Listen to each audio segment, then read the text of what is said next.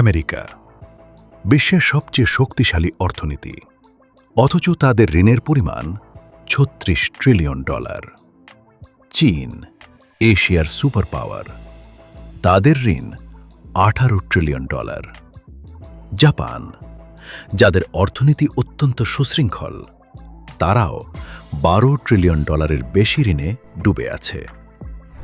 আর যদি আমরা পুরো পৃথিবীর সব দেশের ঋণ যোগ করি, তবে সংখ্যাটা $300 ট্রিলিয়ন পার। এটি এত বিশাল যে সারা বছরে মানুষ যা উৎপাদন করে তার চেয়েও বেশি।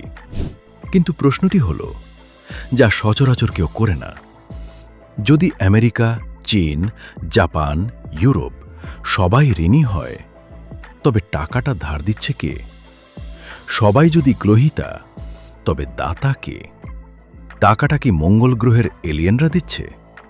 পৃথিবীর সবাই যদি দেনাদার হয়, তবে পাওনাদার কে? এখন ভাবুন, সবাই টাকা পায়, তবে এই চাকা ঘুরছে এমন এক উৎস থেকে যার কোনো শারীরিক অস্তিত্ব নেই। এই রহস্য সমাধানের জন্য আমাদের ফিরে যেতে হবে অতীতে, যখন কোনো চার্ট ছিল না, স্প্রেডশিট ছিল না, ফিনান্সিয়াল সিস্টেমও ছিল না। 1000 বছর আগে ঋণ নেওয়া কোনো সমস্যা ছিল না। ধরুন, আপনার প্রতিবেশী কৃষকের ফসল ওঠার আগেই খাবারের শস্য শেষ হয়ে গেল। আপনি তাকে ধার দিলেন। ফসল ওঠার পরে সে আপনাকে ফেরত দেবে, সাথে হয়তো শত সামান্য কৃতজ্ঞতা স্বরূপ বেশি দেবে। কোনো কাগজ নেই, কোনো সই নেই, শুধু বিশ্বাস ছিল। ঋণ ছিল মূলত একটি প্রতিশ্রুতি, আজকের বাঁচার জন্য আগামীকালের থেকে ধার নেওয়া। কিন্তু সমাজ বড় হতে শুরু করলে এই ধারণা বদলে গেল ক্ষমতার হাতিয়ারে।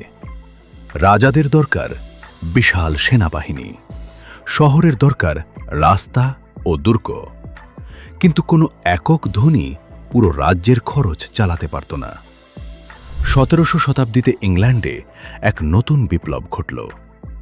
রাজা চার্লস বনাম ডাচদের যুদ্ধ আসন্ন। রাজকোষ প্রায় শূন্য। তখন তারা নতুন বুদ্ধি বের করল।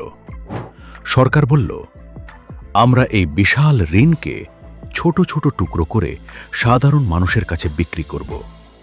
মানুষ টাকা দেবে, সরকার দিবে একটি লিখিত কাগজ। সেখানে লেখা থাকবে, আমরা সুদ সহ টাকা ফেরত দেব। এই প্রতিশ্রুতির কাগজই হল আজকের বন্ড। এভাবেই ঋণ আর বোঝা নয়, এটা হয়ে গেল ভবিষ্যতের সম্পদ গড়ার একটি অস্ত্র। এরপর এলো প্রথম ও দ্বিতীয় বিশ্বযুদ্ধ। যুদ্ধের খরচ এবং ধ্বংস হওয়া শহরগুলো আবার গড়ে তুলতে দেশগুলোকে ঋণ নিতে হলো, এমন ঋণ যা মানুষ আগে কল্পনাও করেনি। 1944 সাল, পৃথিবী ধ্বংসস্তূপে। বিশ্বনেতারা ব্রেটন উডস কনফারেন্সে বসলেন। তাদের সিদ্ধান্ত, সব দেশের মুদ্রা ডলারের সাথে যুক্ত থাকবে, ডলার যুক্ত থাকবে সোনার সাথে। কয়েক দশক এই নিয়ম চলল, কিন্তু অর্থনীতি যখন রকেটের মতো বেড়ে গেল, তত ডলার দরকার, তত সোনা আমেরিকার কাছে ছিল না। 1971 সালে প্রেসিডেন্ট নিক্সন ডলারকে সোনার নারশিকল থেকে মুক্ত করল। রাতারাতি টাকা আর কোনো ফিক্সড বস্তু বা সোনা দিয়ে মাপা হলো না। টাকা হয়ে গেল সরকারের ইচ্ছামতো ছাপানোর কাগজ, যাকে বলা হয় ফিয়াট কারেন্সি। আগে টাকা বা মুদ্রার পেছনে সোনা থাকত, এখন আছে শুধু বিশ্বাস। এই স্বাধীনতার পর ঋণের বিস্ফোরণ ঘটল। দেশগুলো বুঝল, বিপদে পড়লে নয়, উন্নতি ও প্রবৃদ্ধির জন্য ঋণ নেওয়া যায়। ইংল্যান্ড ঋণ নিল, জাপান ঋণ নিল, আমেরিকা সবার চেয়ে বেশি নিল। চীনও ঋণ নিয়ে তার উত্থান ঘটাল। ঋণ হয়ে উঠল অর্থনৈতিক প্রবৃদ্ধির ইঞ্জিন। এখন ফিরে আসি শুরুর প্রশ্নে। আমেরিকা, চীন, জাপান সবাই ঋণী হলে মহাজন কে? টাকাটা যায় কোথায়? আমরা ভাবি আমেরিকা হয়তো চীনের কাছে ঋণী, চীন হয়তো আমেরিকার কাছে। সত্য, কিন্তু গল্পের ছোট অংশ মাত্র। আসলে আমেরিকার মোট ঋণের প্রায় ৭০% মালিক খোদ আমেরিকার জনগণ ও প্রতিষ্ঠান। যখন আপনি ব্যাংকে টাকা রাখেন, সেটা ব্যাংকের ভল্টে থাকে না। ব্যাংক সেই টাকা দিয়ে সরকারের বন্ড কেনে, পেনশন ফান্ড বিনিয়োগ করে, ইন্স্যুরেন্স কোম্পানি বন্ড কেনে। সাধারণ পরিবারও রিটায়ারমেন্ট অ্যাকাউন্টের মাধ্যমে পরোক্ষভাবে মালিক। এখানে একটি লুপ তৈরি হয়। সরকার নিজের দেশের নাগরিকদের কাছ থেকে টাকা ধার করছে, ঋণের সুদ দিচ্ছে। সেই টাকা আবার নাগরিকদের কাছে ফিরে যাচ্ছে। তারা আবার নতুন বন্ড কিনছে। টাকা এক হাত থেকে অন্য হাতে যায় না, টাকা ঘুরছে বৃত্তের মধ্যে। জাপানের ব্যাংক আমেরিকার বন্ড কিনছে, আমেরিকার ব্যাংক ইউরোপের, ইউরোপ কিনছে এশিয়ার। পৃথিবীতে এক পাশে শুধু ঋণ গ্রহীতা, অন্য পাশে শুধু ঋণ দাতা, এমন কোনো ভাগ নেই। সবাই একই সাথে ঋণ নিচ্ছে এবং ঋণ দিচ্ছে। আপনি প্রশ্ন করতে পারেন, দেশগুলো কেন ঋণ নেওয়া বন্ধ করে না?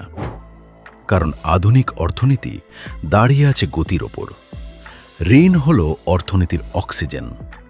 যখন সরকার ঋণ নিয়ে খরচ করে, টাকা বাজারে ঢোকে, শ্রমিক বেতন পায়, মানুষ পণ্য কিনে, অর্থনীতির চাকা ঘোরে। আমেরিকায় প্রতি $4 মধ্যে $1 ঋণ, চীনে প্রতি $5 $1 ঋণ। যদি হঠাৎ ঋণ নেওয়া বন্ধ হয়, টাকার প্রবাহ থেমে যাবে, সরকার খরচ কমাবে, ব্যবসা ধসে পড়বে, বেকারত্ব বাড়বে, অর্থনীতি সংকুচিত হবে। ঋণ শুধু আর্থিক হাতিয়ার নয়, এটা অর্থনৈতিক ব্যবস্থাকে বাঁচিয়ে রাখার অক্সিজেন। 2008 সালের মন্দা বা গ্রিসের উদাহরণ মনে আছে? যখন বিনিয়োগকারীরা গ্রিসকে বিশ্বাস করতে পারল না, তারা বন্ড কেনা বন্ধ করল। ফলাফল, দেশটি প্রায় দেউলিয়া। ঋণের লুপ থেমে গিয়েছিল। ঋণ আধুনিক সভ্যতাকে টিকিয়ে রেখেছে, কিন্তু বিশাল ঝুঁকিও তৈরি করছে।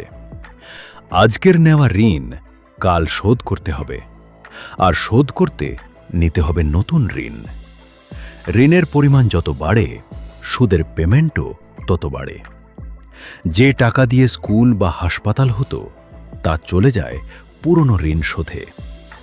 বিনিয়োগকারীরা যদি ভয় পায় যে কোনো দেশ টাকা ফেরত দিতে পারবে না, সুদের হার বাড়িয়ে দেয়, মুদ্রাস্ফীতি বেড়ে যায়। ভেনেজুয়েলার মতো দেশে আমরা দেখেছি টাকার মান কিভাবে ধুলোয় মিশে যায়। যদি কোনো দেশ বৈশ্বিক ঋণদাতাদের বিশ্বাস হারায়, সংকট যে কোনো মুহূর্তে নেমে আসতে পারে।